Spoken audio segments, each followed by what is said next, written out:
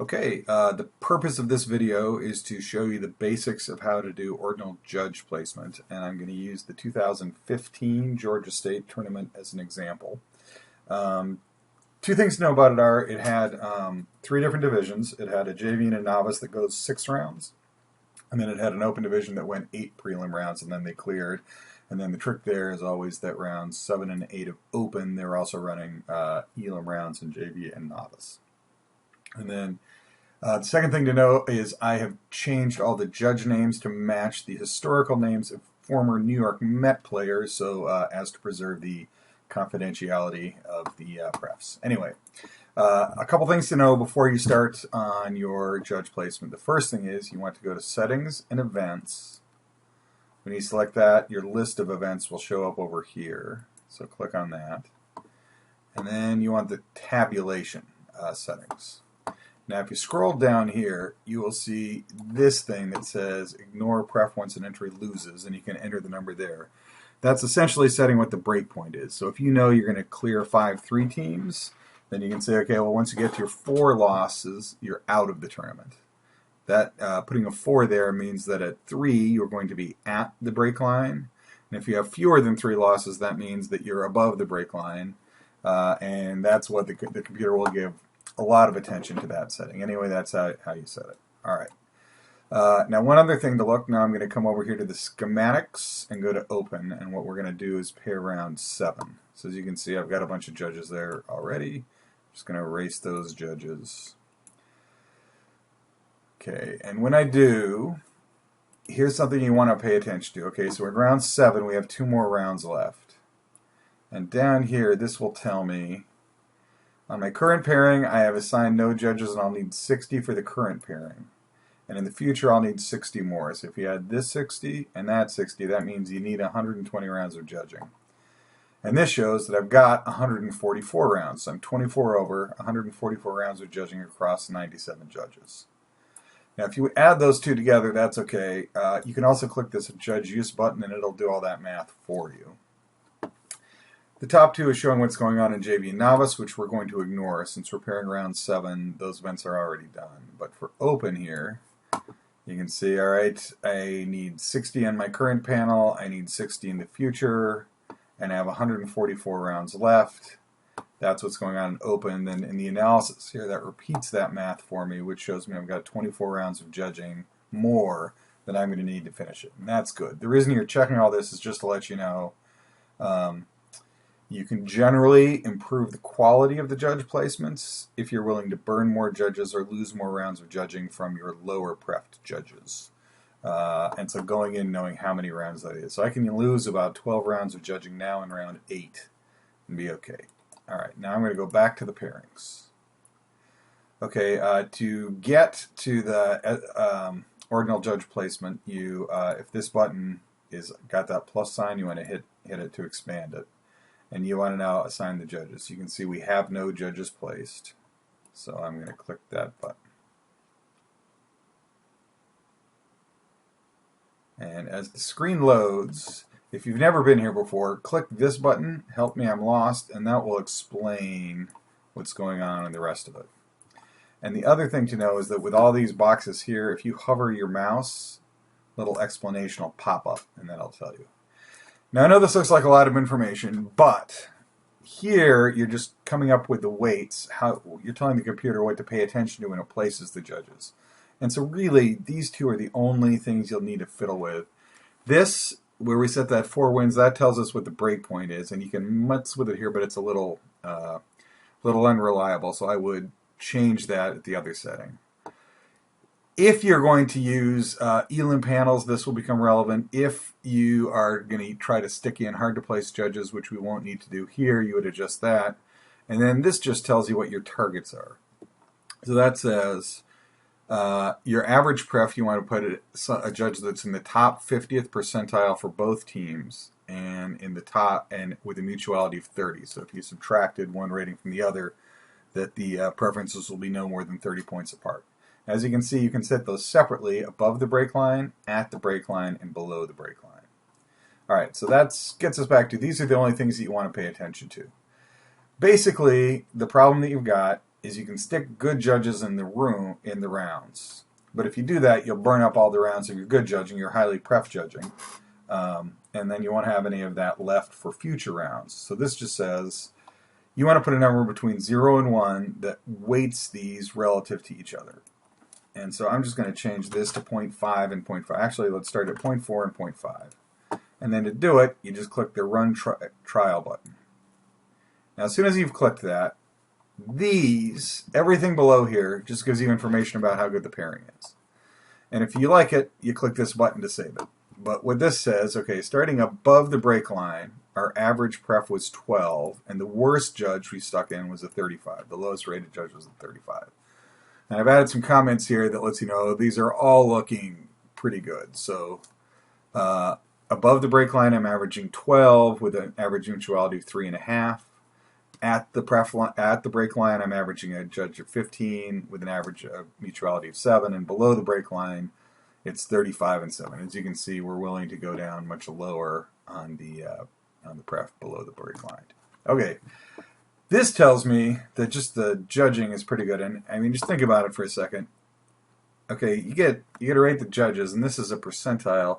The average judge you're placing is in the top 15%. And that's just really good. It's a little troubling that the worst one here is 42. Okay, but now this is the information about are we hurting ourselves in the future. And this says, okay, well, we had those 24 rounds to lose. We lost 8, but we still have 76 left. And we only need 60 to finish, so we still have 16 judges. So we can probably do at least as well in round 8 and be okay.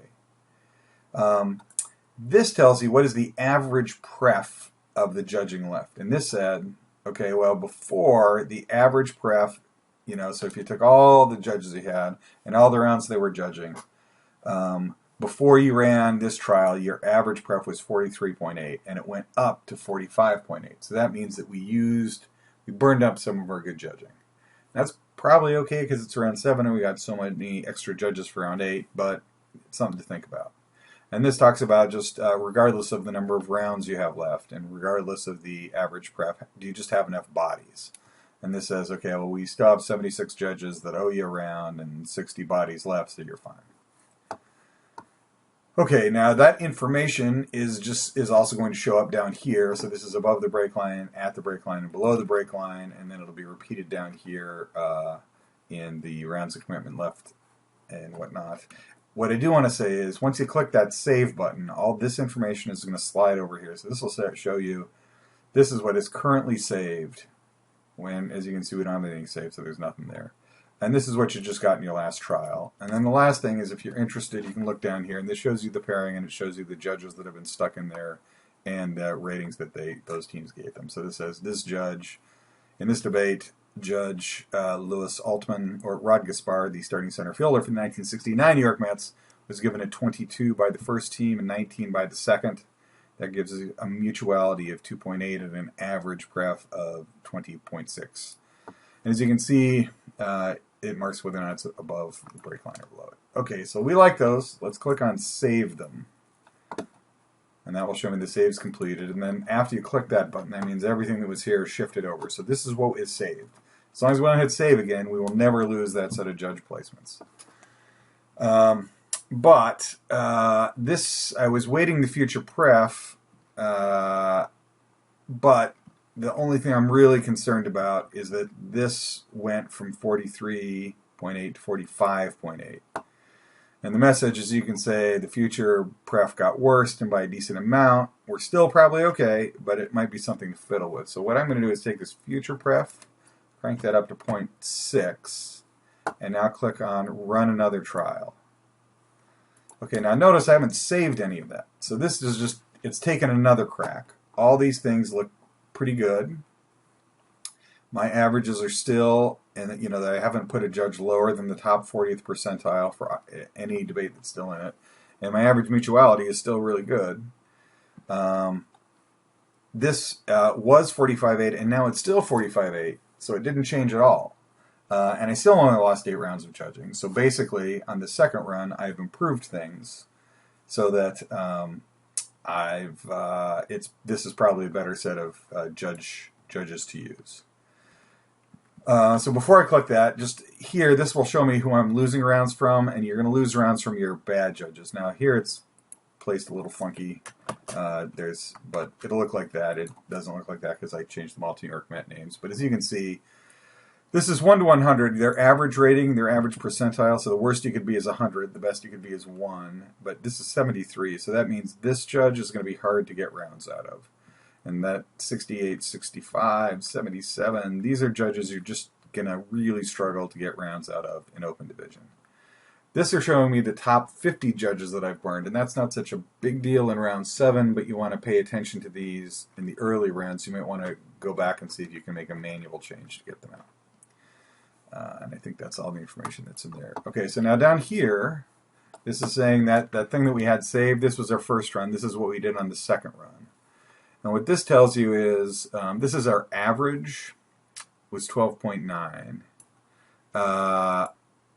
But this gives you the standard deviation. This tells you that there are, the standard deviation was 9.2. So that's a standard deviation is just the average difference from that mean. It's like a plus or minus. So your average pref was 13, it was 12.9 plus or minus 9.2, which is okay. And this just tells you how many judge placements are outside that range. This is there are 8 pairings that are more than 9.2 away from that 12.9, and there's 5 of them at 31 or higher that are outside that.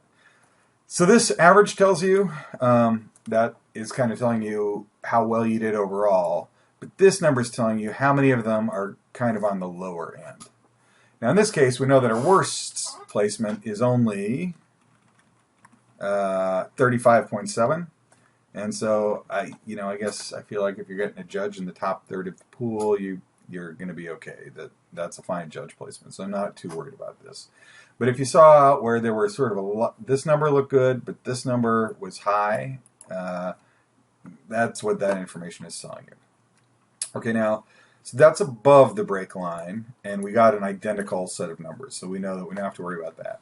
At the break line, you can see that we got a little bit worse. But we're still averaging, the average judge placement is still in the top 20%. There's only 2 that are 37 or higher. That's not a big deal. The worst mutuality is something to watch, but that's still within that range of the 30 that we said. Okay, so this one looks better. And then this says, once again, we've lost 8 rounds. The average pref left is the same. We burned 21 judges, 17 of whom were in the top 50, and we still have 76 bodies. Okay. So now I'm going to save that one. I'm going to overwrite the existing placements. And the only thing that I'm worried about now is the worst mutuality at the break line is 26, and that's a pretty decent spread. Here, the worst mutuality is only 11, so they're within 10 points of each other, but that's 26. So I'm going to come to at the break line, say, you know what? I don't want you to give me any mutuality worse than 20. Try that, see what you do. Okay. Now I dropped my worst mutuality down to 18.4. This is still at 17. That's still at 12. And if I want to compare these. So that's still as good as it's been. Here, I didn't change that mean at all. But I had to get my worst pref is now down to 45. But my worst mutuality clicked up 6 ticks. So if you're more concerned with the mutuality, like here, if you'd say, all right, well, that's kind of high, 26, but both teams are getting a judge in their top 40%, maybe, and 25 points off isn't that big a deal. And here it's like, okay, well, you're getting a judge in your top 45, but everybody's at about 18. And then below the break line, I'm not too worried about, since all these teams can't clear anyway, and I'm meeting my, the worst one I'm putting in is about a 70%. And they're still averaging in the top 32, which is not half bad. Okay, but let's just keep in mind, all right, there's that one worst, there's that 144. Okay, so I'm going to save that placement there. And what I know is that I've got one at the break line debate with a judge that's at 44.7. So now I'm going to go back to round 7, and this is the last thing I'll need to do. Okay, so I've gone back to the main pairing, and I know that somewhere in here there's a break round that has a judge with a pref at around 44, 45. So here I'm looking at the records, and we get down to the break rounds. I'm scanning these, and it's right there. This guy, Joe Crawford, is a 27.45, and that's not a great placement. So I'll click his name, and as that loads, I'll say this is running on my local copy, so it's a little slower.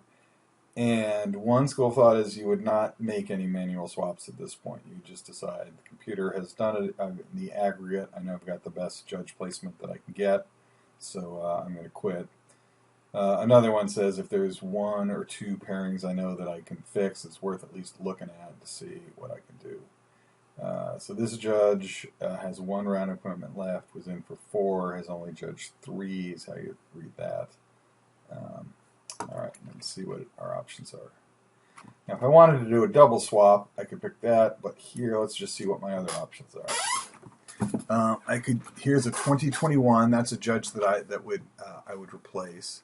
And this judge's average prep is actually 66, so that's maybe worth doing. This is a judge that's a 3127 with a 56.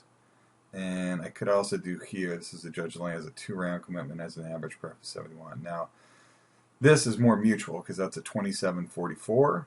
This is a 4440, but I've made it mutual by giving this team a worse prep. And for whatever reason, it looks like the computer didn't find it, but I think this judge with an average pref of 66. Oh, I should also say these are no longer percentiles. I think on this screen it calculates it as the just the raw pref. Yeah, because see that's down to 113. So there's 156 judges. So that actually means that's a judge in the top third, not a judge in the bottom chunk. But since I have extra rounds to burn, I've got enough extra judging. I'm going to put that guy in. I'm going to hit replace, and there we go. Alright, now one last thing is, say you're interested in how you did, you can get this from any mutual pref tournament. This is going to give you your pref diagnostics, and this will show you what... okay, so this says in round 1, the average pref was a 20, the worst pref you placed was a 49, the average mutuality was a 7.1. But then this shows you, okay, we got 26 judges in the top 10, 41 in the top 20, 24 in the top 30, only 9 were in the top 50. And then for the first 3 rounds, everybody was in the tournament, so there was no break round or not a break round. Starting round 4, there was a break line. And then when you get to round 7, this shows us how we were doing, you know, over the break line, we did great. At the break line, we did the best. And for the teams that were out of it, they had the worst. But this also shows that all my placements are in the top 40. And although I had 11 judges in the 30 and 40, I had 23 judge placements that were in the top 10. And kind of the same here. There were 13 judges in 30 or 40, but 11 judges in the top 10%. So anyway, that just... this is fairly typical for what you'd expect at a large tournament, with a bunch of large judge pool. Your average you can usually get around 20-ish. Sometime in the teens is, I think, unreasonably good, but is achievable. Okay, let's go back to the pairing, and that does it for this video. It has been designed to show you the basics of mutual judge preference, but it's only showing this for one division in an open event that has got kind of a lot of teams. There are nuances with smaller tournaments, and I'll show that to you in the next video.